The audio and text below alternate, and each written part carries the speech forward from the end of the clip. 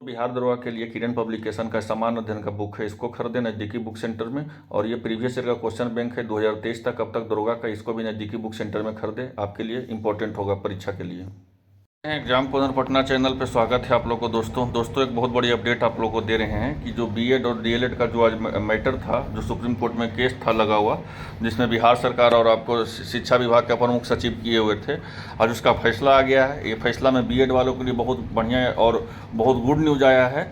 ये क्या न्यूज़ आया है, क्या इसका निष्कर्ष होगा, सब बताते हैं आपको, वीडियो में बने रहें। न्यूज़ देखिए यही आया है कि बीएड पर आज की सुनवाई में कुछ भी अंतिम निष्कर्ष नहीं निकाला गया है। बिहार सरकार के वकील ने कहा है यदि हम बीएड को बाहर करते हैं तो हमारा नोटिफिकेशन ही इनवैलिड हो जाएगा।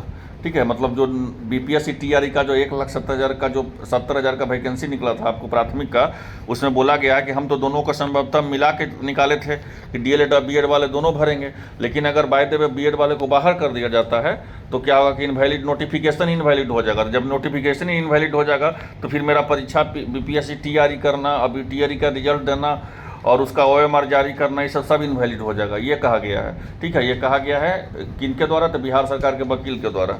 ठीक है, और जो है और बोला गया है तो फिर उसमें केस ट्रांसफ़र हो गया है। ठीक है, ये केस ट्रांसफ़र वही हुआ है केस ट्रांसफ़र जो 11 अगस्त को फैसला दिए थे अनिरुद्ध बोस। ठीक है, ये अनिरुद्ध बोस के पास देखिए केस ट्रांसफ़र उस दिन भी हो गया था जिस दिन एसएलपी जब बिहार सरकार वापस ली थी ना।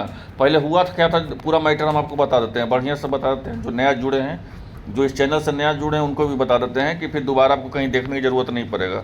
हुआ क्या था जो बताते हैं। प्राथमिक शिक्षक का वैकेंसी निकला। ठीक है, तो वैकेंसी निकला तो केंद्रीय विद्यालय जब वैकेंसी निकाली तो केंद्रीय विद्यालय स्पष्ट लिख दी थी कि हम अगर प्राथमिक में अगर बीएड वाले को बाहर किया जाएगा, ठीक है, तो इसका फैसला जो होगा एनसीटी करेगा। एनसीटी होता है जो सबको रेगुलेट करता है, बीएड का डीएलएड का, मतलब जो वोकेशनल कोर्स होता है उसको। ठीक है, तो एनसीटी बाहर कर देगा।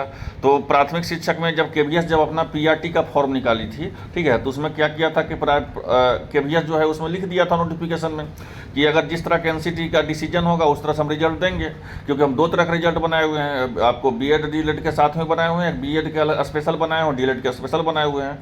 तो उसमें हुआ क्या कि बीएड वाले डीएलएड वाले प्राथमिक में फैसला आ गया 11 अगस्त को कि प्राथमिक शिक्षक में जो होंगे वो डीएलएड वाले ही मान होंगे। जब जिस तरह से जैसे ही फैसला अनिरुद्ध बोस के ही आपको डबल बेंच पे फैसला आया कि 11 अगस्त को कि बीएड वाले नहीं डीएलएड वाले मान होंगे प्राथमिक शिक्षक में, ये जैसे ही फैसला आया कि केंद्रीय विद्यालय फिर अपना रिजल्ट जो है जारी किया। ठीक है, यहाँ तक तो आप लोग जानते होंगे।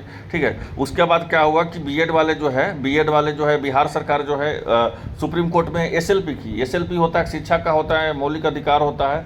ठीक है, एसएलपी किया गया। एसएलपी में बोला गया कि सर जो है जो हम प्राथमिक शिक्षक में बीएड वाले को भी लेने के लिए सोच रहे हैं, क्योंकि जिस समय आप 11 अगस्त को डिसीजन दिए हैं उस समय लगभग जो उसके 10 दिन बाद एग्जाम होना है और ये नोटिफिकेशन बहुत पहले निकाला गया है, तो इसलिए जो है प्राथमिक शिक्षक में बीएड वाले को भी मतलब उसको भी मतलब मिला के ही रिजल्ट दिया जाए और उसको मिलाया जाए बीएड वाले को। ये प्राथमिक शिक्षक और जो इसका पिटिशनर बने थे आपको प्राथमिक शिक्षक चीफ सेक्रेटरी बने, बहुत लोग इसका पटिशनर बने। ठीक है, और शिक्षा विभाग के प्रमुख सचिव जो है इसका पटिशनर बने। ये लोग जो है एसएलपी लेके गए, लेकिन एसएलपी जब लेके गए सुप्रीम कोर्ट में तो सुप्रीम कोर्ट जो है इनको कुछ उस तरह का पॉजिटिव रिस्पॉन्स नहीं मिला।